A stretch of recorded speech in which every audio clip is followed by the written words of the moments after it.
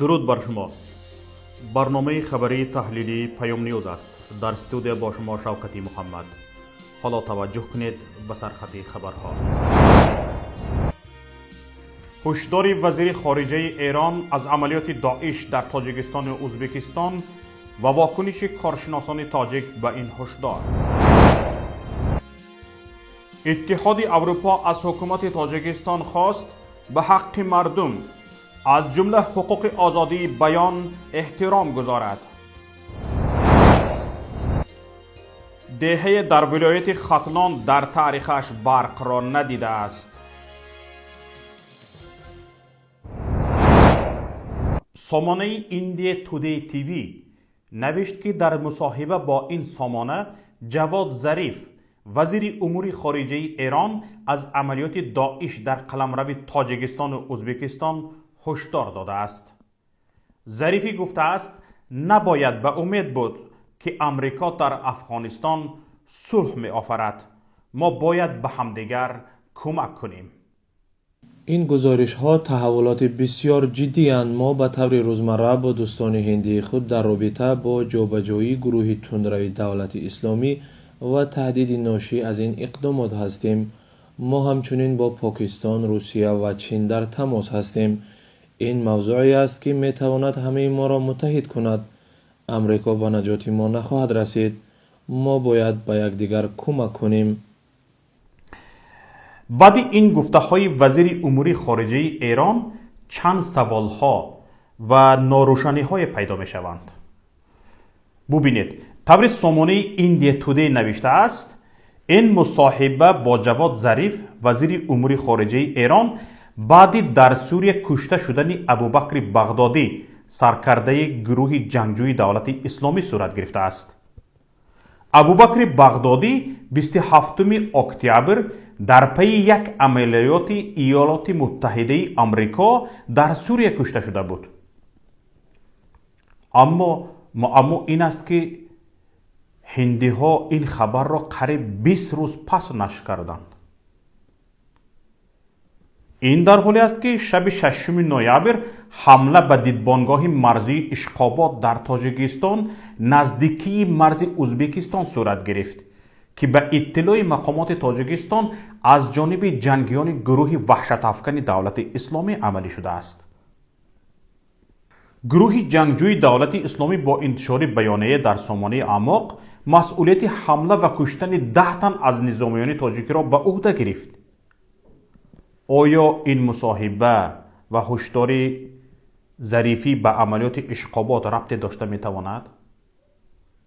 در این باره نظری کارشناس و روزنامه‌نگار تاجیک امرالله نظام را گوش میکنیم. کسانی که با وضعیت منطقه از نزدیک آشنا هستند و اخبار روز را پیگیری میکنند خوب میدانند که آنچه جناب وزیر کارهای خارجه جمهوری اسلامی ایران درباره تهدید و یا اینکه اتفاقات در تاجیکستان و ازبکستان گفته است یک نوع عمومی‌گویی بیش نیست. جناب ظریف و یا اینکه هر کسی که وضعیت منطقه را پیگیری میکند طی 7 سال اخیر این خلاصه و یا اینکه این تهدید و یا آگاهی و یک نوع احساسی خطر از جانب مرزهای افغانستان نسبت به کشورهای همجوار آن وجود داشت و حالا هم وجود دارد و در آینده تقریبا 5 ساله و یا اینکه 10 ساله دیگر هم وجود خواهند داشت. در این مورد نظر خیلی از کارشناسان بر این است که تا زمانی که نیروهای سلاح بدست و یا اینکه گروه‌های سلاح بدست غیر قانونی در افغانستان حضور دارند و سرمایه گذاران و سرپرستان و تأسیس دهندگان آنها همچون نیروهای فرامنطقوی و یا اینکه کشورهای فرامنطقوی منافع خودشان را در منطقه تأمین نکنند، کشورهای آسیای مرکزی و یا اینکه کشورهای همجوار افغانستان که یک نوع پناهگاه برای چنین گروه‌ها متاسفانه تبدیل یافته است، همیشه یک نوع احساس خطر و ناامنی را از جانب افغانستان احساس میکنند. همچنین علیم شیرزمانوف سیاستمدار تاجیک هم میگوید سخن جواد ظریف به حادثه اشقابات دخل ندارد و یک عمومیگویی بیش نیست. این گونه پیشگویی ها و تخمین زنی ها را اکثر کارشناسان و حتی خود او نیز داشته است. اما هیچ یک گروه تندروی به دیدبانگاه اشقابات حمله نکرده است. عادتاً پیشگویی ها خیلی که ما شاهد هستیم، پیشگویی های کمپیر ونگر هم بعد از وقوع حادثه ها یکی کشف می شوند و این پیشگویی جواد ظریف هم یک نوگری نیست، چون در خود خیلی که در خاطر داریم هنوز از سال 92 به این سو تمامی خدمات مخابراتی فدراسیون روسیه همیشه هشدار میداد که در تاجیکستان، در قرقیزستان، در ازبکستان یک چنین واقعه امکان وقوع چنین حادثه ها باقی میماند. یعنی پیشگویی جواد ظریف به واسطه به همین واقعه از نگاه من دخل نداشت. این عمومیگویی که همه ما میکنیم چیزی که در خاطر دارد در پی حادثه های زندان ها آخران قتلی که در پی زهرالوچوی 17 نفر جان باختن، اون مورد هم بعد اون واقعه هم بنده خودم هم چنین پیشگویی کردم که این آخران واقعه در تاجیکستان نخواهد بود و این مقامات باز با یک نموده به چنین عملات دست خواهند زد و این باور کنید که من بعد هم چون اون هشداری که ایالات متحده به شهروندانش داده است که در تاجیکستان خطر عملیات تروریستی باقی میماند، اون هم تحلیلات کرده است و ما نمیدونیم که طبق تحلیل اونها هم شاید رنگ من از مقامات قدرتی تاجیکستان نگرانتر باشند از اون که از تروریستان واقعی. مقامات تاجیکستان البته که چون هر وقته همه رو کم آدمای به اون اعتماد دارن، ولی چون داعش اعماق یک چیزی رو تصدیق میکند ما اون رو با باوری صدفایزه قبول میکنیم و امروز جواد ظریف هم که یکی از منفعتدارهای منطقه است چیزی گفت و ما اون رو قبول کنیم که جواد ظریف یا خدمات مخابراتی ایران محض از همین واقعه اشخابات درک داشتند که این به وقوع میاد. بنده چی گفتنیم؟ من مطمئنم که یگان داعش در این حادثه دست نداشت و این صرف صحنه‌سازی خود مقامات بود، چه خدمات فدرال مخابراتی روسیه باشد، ایران باشد، اینا در اینجا و دیگر کشورها اینا در اینجا منفعت دارند و هر یکی یعنی هشدار دادنی هستند که در اینجا خطری یک منطقه ناامن در اینجا باقی میماند و این ما تاجیکان هستیم که از این ضرر میبینیم. اما محمود جان فیض رحمان مسئول روابط خارجی پیمان ملی تاجیکستان بر این نظر است که حکومت به طور گر سوزد و دیگ جوشد کار میگیرد. هرچند از پی اقدامهای ناروای حکومت ملت سرخم می شود، مردم ضرر می بیند و قربان می شود، دایره معینی کلیدی در حکومت تاجیکستان کوشش می کنند که این همه را به فایده خود استفاده برند. سالها پیش کارشناسان می گفتند که عاقبت این سیاست‌های خطای حکومت رشد افراطگرایی است، اما به کسی حکومت گوش نمیداد. اکنون امروز باشد باز میخواهد از این قضیه هم سوء استفاده کند. اینجا دو مشکلی عمده وجود دارد. یکم این که حکومت تاجیکستان از وجود از چنین حملات یا از و از همین مبارزه با تروریسم میخواهد امتیازات سیاسی بگیرد، میخواهد این را علیه مخالفین خود استفاده برد، یعنی از این یک امتیازی سیاسی کسب کند که این خیلی بد است. یعنی وقتی که باید ملت، هم حکومت، هم مخالفین، هم جامعه شهروندی در برابر خطرات تروریسم باید یک باشند، ولی متاسفانه ما نگاه میکنیم که حکومت همیشه از این میخواهد یک سوء استفاده سیاسی ببرد.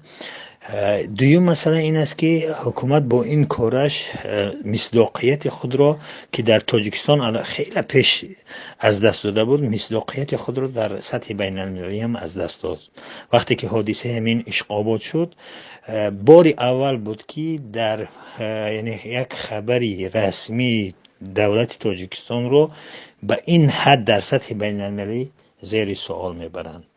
یعنی سوال ها خیلی زیاد بود، مردم سوال میکردن، حتی به حدی رسید که بعضی کارشناسان از نیویورک تایمز که خبری همین اشغابات رو همین تو گرفته نقل قول کرد بدون اینکه تحلیل کند، بدون اینکه مثلا مسئله را یک کمتر جدیتر همچون جدیتر معامله کند، همون تا نقل قول کرد و همین رو زیر سوال، یعنی خیلی تنقید کردن که نباید نیویورک تایمز و دیگر خبرگزاری های با نفوذ خبرهای تاجیکستان، خبرهایی که از طرف دولت تاجیکستان در مورد همین حمله های تروریستی اینها می شود بسیار آسان بگیرند و باید اون را تحقیق بکنن و تا اینکه سوال های خیلی زیاد به جواب وجود دارند.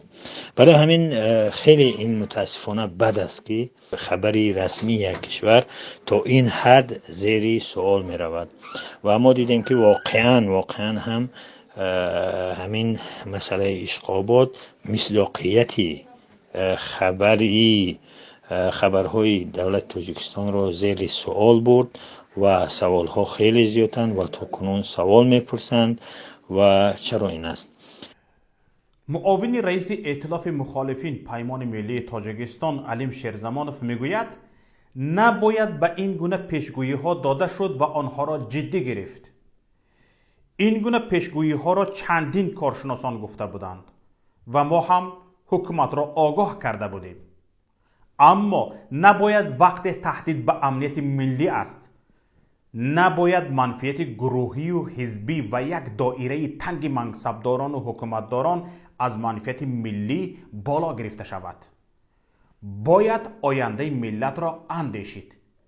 شیرزمانوف میگوید امروز که ما اندیشه مخالف با حکومت داریم و نظر خود را میگوییم محض به خاطر ملت است.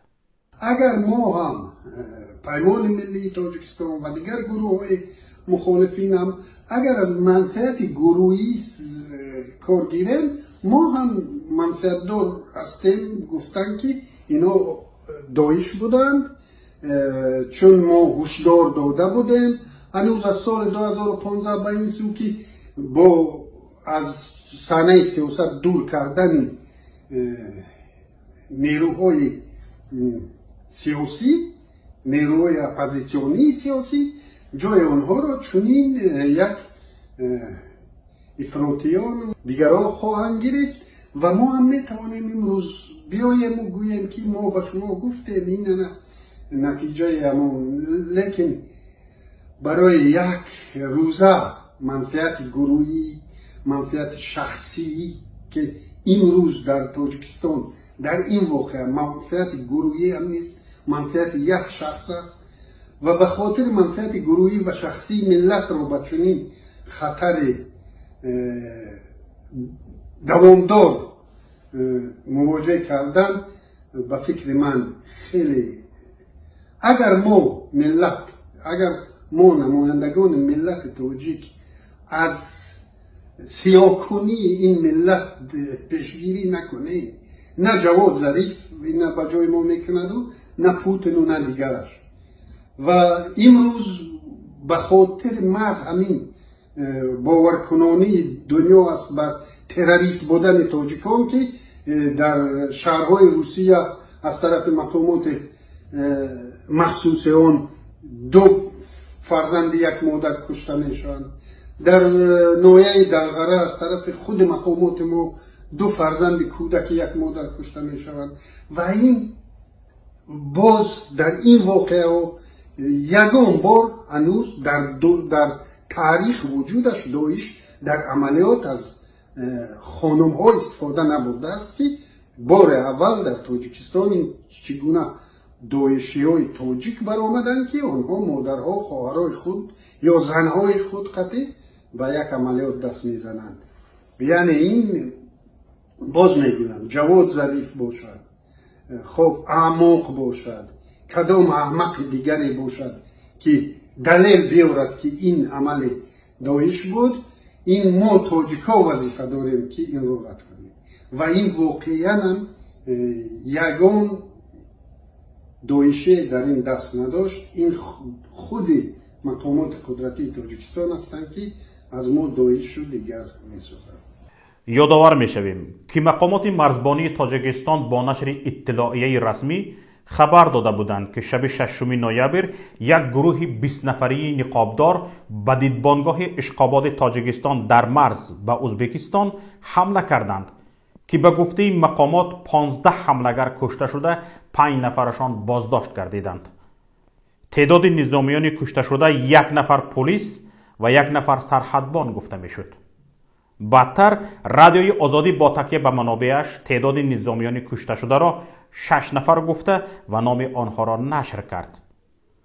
اما گروه جنگجوی دولت اسلامی با نشر یک نوار در شبکه اعماق اعلان کرد که آنها در این حمله 10 نفر را کشته‌اند.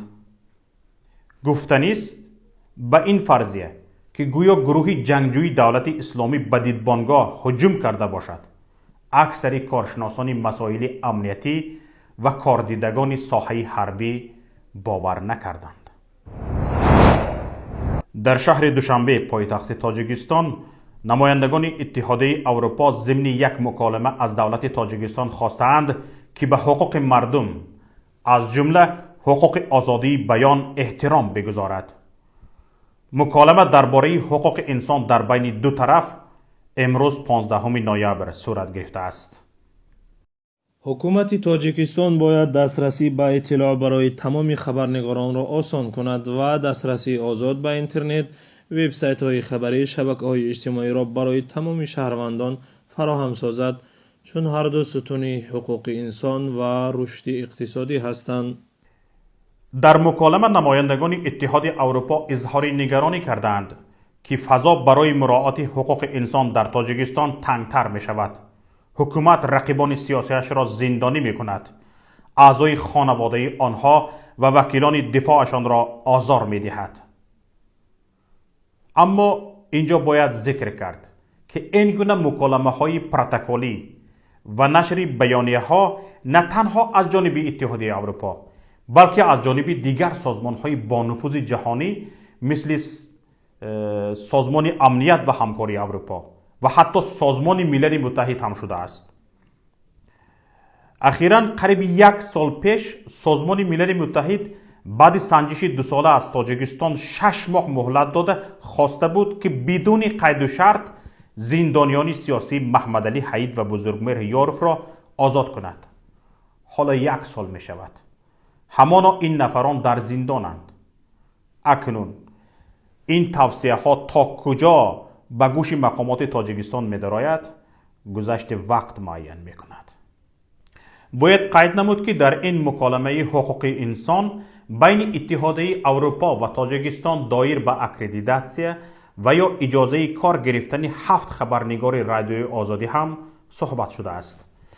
در بیانیه آمده است اتحادیه اروپا به اکریدیتاسیون بقیه خبرنگاران تأکید کرده است تا رادیو تواند آزادانه در تاجیکستان فعالیت کند. عین زمان 11 کارمند دفتر رادیوی آزادی در دوشنبه منتظر گرفتن اکریدیتاسیون هستند. گفتنی است اتحادیه اروپا یکی از شریکان اقتصادی تاجیکستان است و عین زمان تاجیکستان یکی از دستنگرهای اتحادیه اروپا است و اتحادیه اروپا از کمک‌رسان‌های اصلی تاجیکستان به حساب می‌رود. تا کنون اتحادیه اروپا برای اجرای طرح‌های اقتصادی و اجتماعی به تاجیکستان صدها میلیون یورو کمک کردند. سازمان‌های بین‌المللی حامی حقوق بارها از رهبران اتحادیه خواستند در عوض کمک و دستگیری طرح‌های اقتصادی و اجتماعی تاجیکستان از حکومت رعایت حقوق انسان و تحکیم دموکراسی را طلب کنند. اکنون چند خبر و رویدادها را از رسانه‌های دیگر همکارم صفیه واحد به گزارش می‌دهد. یک سرباز بعد 18 روزی پیوستن به صف قوه‌های مسلح حین ادای خدمت حربی فوتیده است. جاویدان امیرخانوف از ناحیه فرخار را روز 15 اکتبر برای خدمت به یک واحد نظامی به ناحیه لخش فرستادند و او شب 11 نوامبر در شفاخانه استقلال دوشنبه وفات کرده است. طور رادیوی آزادی خبر می‌دهد ساکن 22 ساله دهه دولت‌آباد جماعت گلشن را روز 12 نوامبر در زادگاهش دفن کردند. خویشاوندانش ادعا دارند که او بر اثر لطوکوبی افسری هلاک شده است، چون در دست آنها ثبت نواری صحبت آخرانی جاویدان هست. در این ثبت او با سر و روی ورمیده به خود و به حال صحبت‌های پراکنده می‌کند. اما در دادستانی منطقه رشت گفتند که سبب‌های مرگ سرباز حالا معلوم نیست و تمام ادعاها را می‌سنجند تا سبب‌های جوانمرگ شدن سرباز را معلوم کنند. از مقامات دادستانی گفتند تفتیش حداکثر 2 ماه ادامه می‌کند. برادر سربازی هلاک شده بهادر امیرخانوف گفته است بعد مرگ برادرش به دادستانی نظامی تاجیکستان شکایت بردند. دهه در ولایت ختلان در تاریخش برق را ندیده است. ساکنان دهه سرکاکل جماعت دهات چوبک ناحیه میرسید علی حمدانی ولایت ختلان از دوران شوروی تا کنون از نبودن قوه برق اذیت میکشند.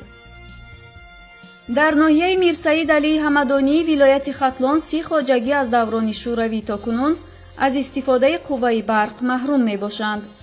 طور ساکنان این محل به روزنامه فرج گفتند آنها تا حال خانه‌هایشان را با شمع روشن میکنند. آنها آرزو دارند که در سالهای رشد دهات، سیاحی و هنرهای مردمی نهایت مسئولان به دادشان میرسند و خانه‌های آنها را با برق تأمین میسازند. سردار شبکه‌های برق ناحیه میرسید علی حمدانی تصدیق نموده است که دهه مذکور در حقیقت از استفاده نیروی برق محروم است و وعده کرده است که تا سال 2021 این دهه با برق تأمین خواهد شد. یکی از اعضای گروه جنگجوی دولت اسلامی که به نیروهای دولتی افغانستان تسلیم شده است گفته است تعدادی از شهروندان تاجیکستان عضو این گروه جنگجو شدند.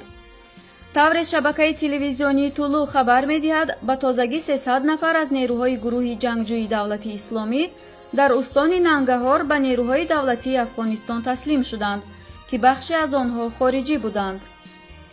در همین رابطه ولی الله فرمانده نیروهای ویژه ارتش افغانستان در منطقه اچینی استان ننگرهار میگوید در میان این جنگجویان زنان و کودکان خردسال نیز هستند. افشاگری این عضو گروه تندروی دولت اسلامی در حالی است که بهار امسال مقامات تاجیکستان از سید ولی شفیف زاده شهرستان این کشور به عنوان فرمانده تاجیک‌های این گروه در استان ننگرهار افغانستان نام برده بودند. پیش از این اخباری فراوانی در مورد استقرار نیروهای گروه جنگجوی دولت اسلامی در شمال افغانستان و نزدیکی مرز با کشورهای آسیای مرکزی منتشر شده بود. از آغاز سال 2019 365 حالت ثبت شده است که محصولات ازبکستان به طلبات فیتوسانیتاری اتحاد اقتصادی اوراسیا جوابگو نبوده است. در این باره در مرکز مطبوعاتی وزارت کشاورزی، صنعت غذایی و آبیاری قرقیزستان خبر دادند. در وزارت گفتند در 10 حالت محصولات ازبکستان زهرآلود بوده است. تشخیص کردیم که انارهای ازبکستان زهرآلود هستند. هرچند محصولات دارای سند بود، هنگام آزمایش در شهر اوش ویروس گرافولیتا مولستا باسک پیدا شد. بعد این حادثه 35 تن محصولات دیگر را از گذرگاه گمرکی گردانیدیم، خبر دادند در وزارت. گفته می شود در چنین حالت بر اساس طلبات اتحاد اقتصادی اوراسیا ورود محصولات منع می گردد. وزارت کشاورزی قرقیزستان به مقامات ازبکستان اطلاع داده است که ورود این نوع محصولات موقتا قطع می‌گردد.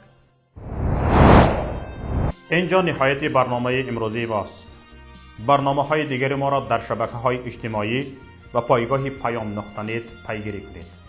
هر رویداد یا حادثه را شاهد شدید لطفاً به نوار گیرید و ثبت آن را به رقم 49 15 16 46 15 947 توسط پیام رسان‌های واتساپ، وایبر، ایما یا تلگرام فرستید. مشترک شدن به شبکه یوتیوبی ما، نوشتن نظر خود درباره نوار، پخش تگمه معقول شد و همچنین پخش تگمه زنگوله را فراموش نکنید. این به شما امکان می‌دهد که برابر نشر نوارهای ما در یوتیوب شما در حال باخبر شوید. الها کامیاب باشید. با امید دیدار در روز دیگر.